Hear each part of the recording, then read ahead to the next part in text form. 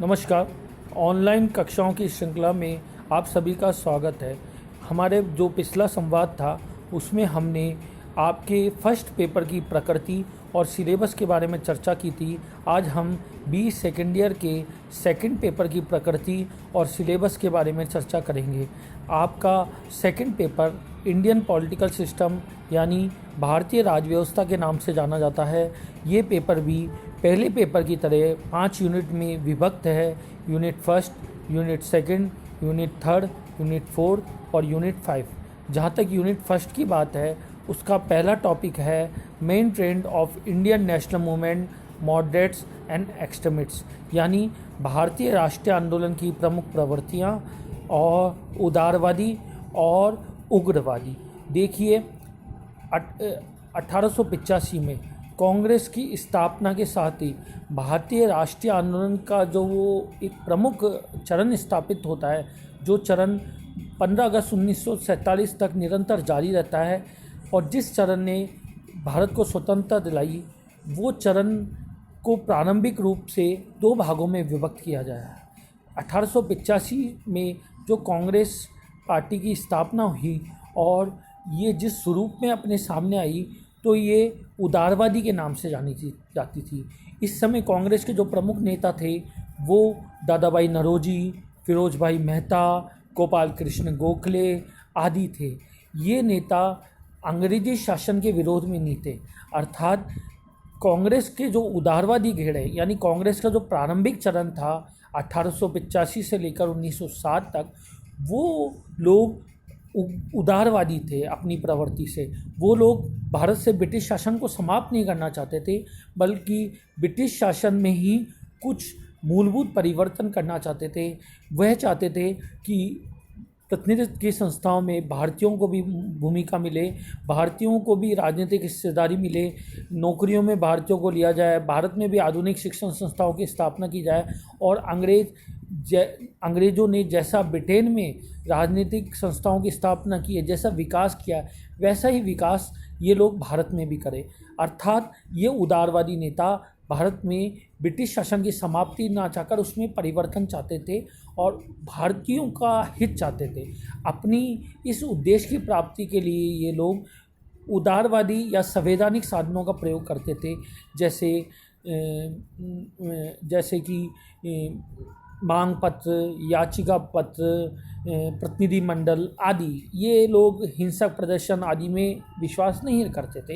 ये प्रतिनिधि मंडल, याचना पत्र, प्रार्थना पत्र, मांग पत्र आदि के माध्यम से अपनी भूमिका निभाते थे और भारतीय राष्ट्रीय आंदोलन में भारतीयों की राजनीतिक हिस्सेदारी बढ़ाने के लिए प्रयास करते थे। सूरत विभाजन के बाद जब कांग्रेस के सूरत अधिवेशन में कांग्रेस का विभाजन उदारवादियों और उग्रवादियों में हो गया, अर्थात कांग्रेस के जो गर्म खेमे के लोग थे, जो लाल और बाल और पाल के नाम से जाने जाते थे, अर्थात लाला लाजपत राय, बाल गंगाधर तिलक और विपिन चंद्र पाल, ये लोग कांग्रेस के उदारवादी लोगों की राजनीतिक प्रवृत्तियाँ, भूमिकाओं और उनके तौर तरीक़ों से सहमत नहीं थे। इन्होंने संवैधानिक साधनों की उदारवादी नीति को राजनीतिक भिक्षावृत्ति की संज्ञा दी और इसके इस स्थान पर हड़ताल, अनशन, हिजरत, प्रदर्शन, सवन्यावज्ञा, सत्याग्रह जैसी उग्र पद्धतियों का समर्थन किया। इसी विषय को लेकर कांग्रेस के सूरत अधिवेशन में कांग्रेस का विभाजन 2 भागों में हो गया, उदारवादी खेमा, दूसरी तरफ उग्रवादी खेमा। उग्रवादी खेमे में लाल, बाल और पाल जैसे नेता थे। 1907 के बाद गांधी के आने तक कांग्रेस का जो चरण है वो कांग्रेस का उग्रवादी चरण के नाम से जाना जाता है या कांग्रेस का उग्रवादी आंदोलन के नाम से जाना जाता है। इस समय जो कांग्रेस पे जिन नेताओं का प्रभुत्व था, ये भारत से ब्रिटिश शासन को समाप्त करना चाहते थे। ये ब्रिटिश शासन को भारत के हित में नहीं मानते थे। ये लोग तुरंत ब्रिटिश शासन को भारत से समाप्त करना चाहते थे और निष्क्रिय प्रतिरोध, स्वदेशी, हड़ताल, अनशन, बहिष्कार जैसी उग्र पद्धतियों का प्रयोग करते थे। उग्रवादी जो कांग्रेस के नेता थे, उनकी राष्ट्रीय आंदोलन को एक प्रमुख देन ये है कि इन्होंने कांग्रेस के आंदोलन को, जो एक विशिष्ट वर्गीय आंदोलन था, डाइंग रूम में 50-60 लोग इकट्ठे होते थे, जो वकील और बिजनेसमैन थे, उनके स्थान पे कांग्रेस के आंदोलन को एक जन आंदोलन में बदल दिया, जब जनता का एक बड़ा खेमा राष्ट्रीय आंदोलन से जुड़ा। कांग्रेस के आंदोलन के प्रारंभिक 2 चरणों के बाद जो कांग्रेस का जो राष्ट्रीय आंदोलन में जो चरित्र उभर के आता है, वो गांधी का राष्ट्रीय आंदोलन पर स्पष्ट प्रभाव देखा जाता है। तो आपका जो थर्ड टॉपिक है वो है contribution of Gandhi in national movement, यानी गांधी का राष्ट्रीय आंदोलन में योगदान, जो कि एक बहुत महत्वपूर्ण योगदान है। गांधी ने तिलक की परंपरा को आगे बढ़ाया और कांग्रेस को सही में एक जन आंदोलन का स्वरूप दिया। महिलाओं, बच्चों, वृद्धों, श्रमिकों, कृषकों, सबको राष्ट्रीय आंदोलन से जोड़ने का प्रयास किया और ब्रिटिश शासन के समक्ष एक अहिंसक साधनों से एक सशक्त चुनौती प्रस्तुत की। गांधी जी ने जब साउथ अफ्रीका से आया, उसके बाद उन्होंने 3 छोटे छोटे आंदोलन चलाए, जिसमें चंपारण, खेड़ा सत्याग्रह या अहमदाबाद मिल आंदोलन प्रमुख था। लेकिन भारत को आंदोलन आज़ाद कराने के लिए अंग्रेजों के विरुद्ध जो इन्हें 3 जो प्रमुख आंदोलन चलाए वो थे अशोक आंदोलन, सविनय अवज्ञा आंदोलन और भारत छोड़ो आंदोलन। ये तीनों आंदोलन ही अपनी प्रकृति से विशिष्ट थे और इसके बारे में जानकारी प्राप्त करना हमारे लिए रोचक भी रहेगा और बहुत उपयोगी भी रहेगा। आगे प्रतियोगी परीक्षाओं की तैयारी करते हैं तो उसमें भी हमारे लिए बहुत बेनिफिशियल रहेगा। तो ये तो गांधी का था। इसके अलावा भी आपकी प्रथम यूनिट में कुछ और टॉपिक्स दे रखे हैं, जैसे Rajasthan contribution in national movement, यानी राष्ट्रीय आंदोलन में राजस्थान का योगदान। अब राजस्थान का योगदान कैसा रहा? राजस्थान का योगदान जो राष्ट्रीय आंदोलन में था वो शेष भारत के योगदान से थोड़ा सा अंतर था। अंतर ये था, बुनियादी अंतर था कि उस समय जो अंग्रेज़ों के अधीन जो भारत था वो 3 भागों में बटा हुआ था। वो 3 भागों में कैसा था? कुछ तो चीफ कमिश्नरी प्रांत थे जिसमें डायरेक्ट अंग्रेजी सरकार के अधिकारी शासन करते थे। तो कुछ ब्रिटिश प्रांत थे जहाँ ब्रिटिश गवर्नर होता था और ये गवर्नर स्थानीय सरकारों के माध्यम से, जिसमें भारतीयों को भी बाद में प्रतिनिधित्व किया गया, उनके माध्यम से शासन करता था।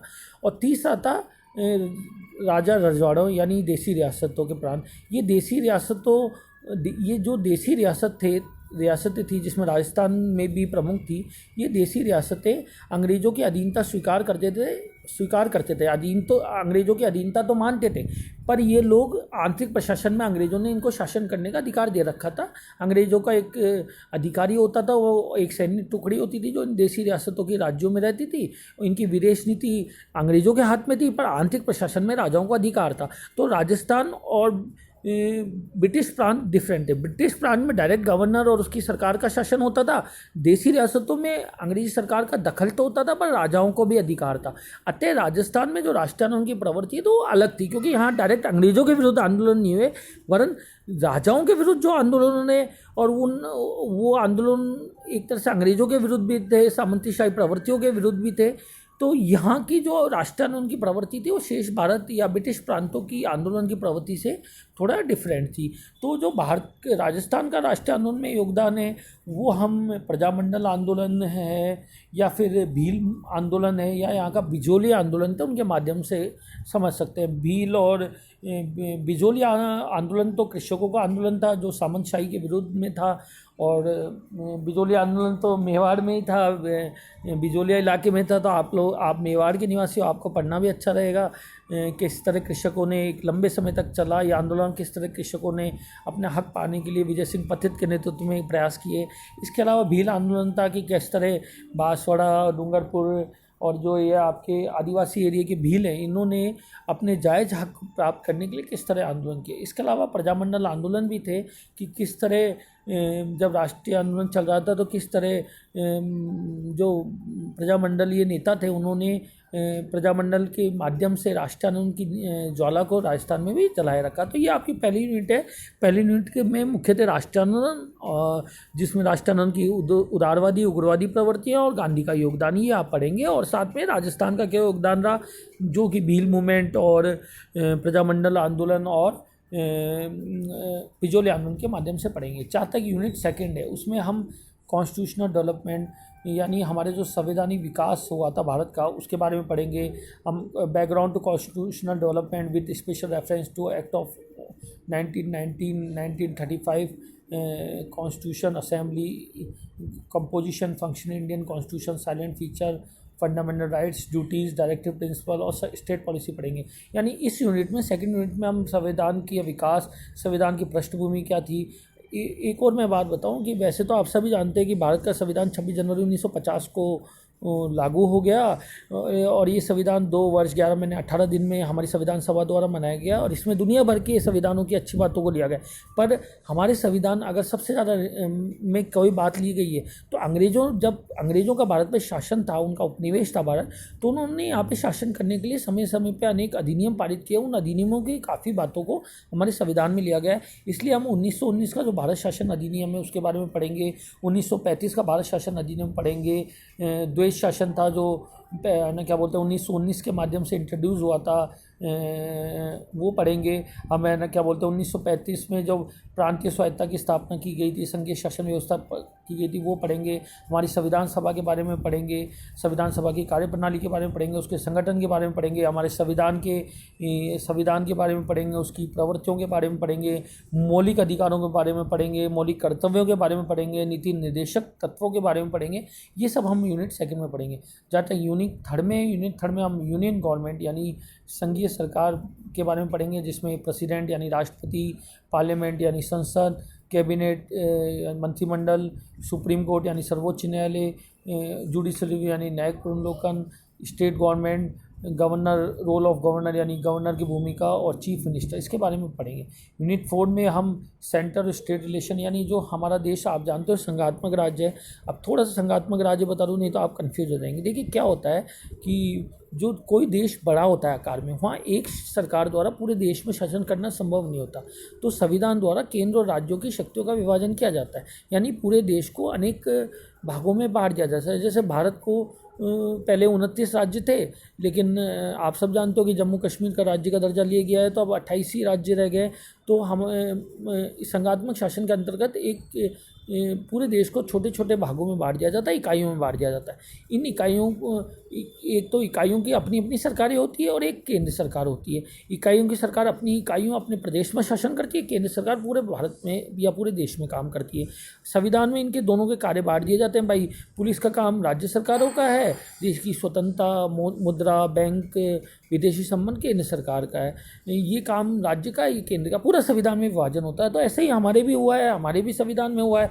तो हम भी ये संघात्मक राज्य, तो हमारे केंद्र और राज्य के क्या रिश्ते हैं, ठीक है। जो चुनावी राजनीति है, संघीय जो कोलिशन गवर्नमेंट है, यानी हमारी जो साझेदारी की सरकारों का निर्माण हुए थे, गठबंधनीय सरकारों का हुआ था, उनका नेशनल लेवल पे क्या रोल था, प्रमुख राष्ट्रीय पार्टियां वो पढ़ेंगे, उनके संगठन, उनके कार्यक्रम, ये सब हम पढ़ेंगे। तो ये टॉपिक भी बड़ा इंटरेस्टिंग है। जहाँ तक यूनिट 5 है, यूनिट 5 में हम nature and determinants of Indian politics यानी भारतीय राजनीति की प्रवृत्ति, प्रकृति और उसके निर्धारक पढ़ेंगे।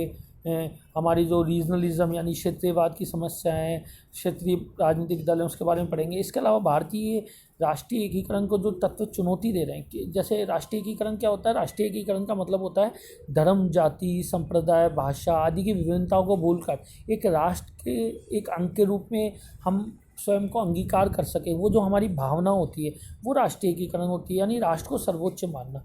तो वो राष्ट्रीय एकीकरण के मार्ग पर जो हमारी जो समस्याएं देखने को आ रही है, जैसे कास्टिज्म यानी जातिवाद, आप सब जानते हो जातिवाद क्या होता है, ठीक है। आप ये कम्युनलिज्म, सांप्रदायवाद यानी अपने धर्म को बड़ा समझना, ये जो नेशनल इंटीग्रेशन की समस्या है और इन समस्याओं को दूर करके कैसे राष्ट्रीय एकीकरण के लक्ष्य तक पहुंचा जा सकता है, ये आप यूनिट 5 में पढ़ेंगे। तो विद्यार्थियों, ये जो आपका पेपर है बड़ा इंटरेस्टिंग भी है और बड़ा उपयोगी भी है। ना केवल सेकेंड ईयर में केवल पढ़ने में तो मज़ा आएगा ही, क्यों मज़ा तो मतलब एक तो राष्ट्रीय आंदोलन अपने आप में इतना रोचक विषय, और फिर संविधान, ये तो है ही। दूसरा आपके लिए उपयोगी भी है। उपयोगी 2 प्रकार से, एक तो निजी जीवन में कैसे उपयोगी, जब आप अपने अधिकार जानोगे, आप अपने कर्तव्य जानोगे, तो आप सरकार के रोल के बारे में जानोगे, आप सरकार के कर्तव्यों के बारे में जानोगे, आपको अपने अधिकार का भान होगा, आपको स्वतंत्रता, समानता जैसी अपनी जो मौलिक अधिकार उनके विषय में पता लगेगा। तो आप अपने जीवन में इसका उपयोग करते हुए अपना और अपने सामाजिक उन्नयन में योगदान दे सकोगे। एक तो ये।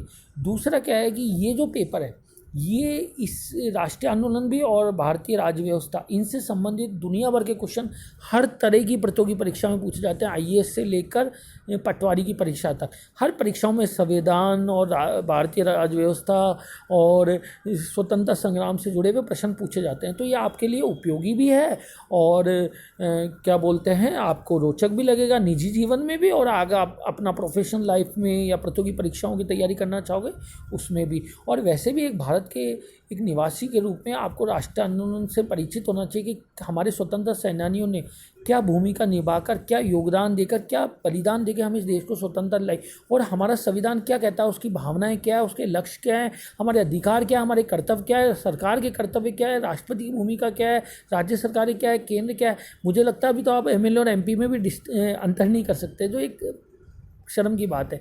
तो हम इसको बहुत ध्यान से पढ़ेंगे और अब आगे जो हमारे जो ये श्रृंखला है ऑनलाइन क्लासेस की, उसकी जो अगले जो कड़ियाँ आएगी, अगले जो वीडियोस आएंगे, उसमें एक एक टॉपिक को हम उठाएंगे और उस पर चर्चा करेंगे विस्तार से, और आपका फीडबैक भी लेंगे।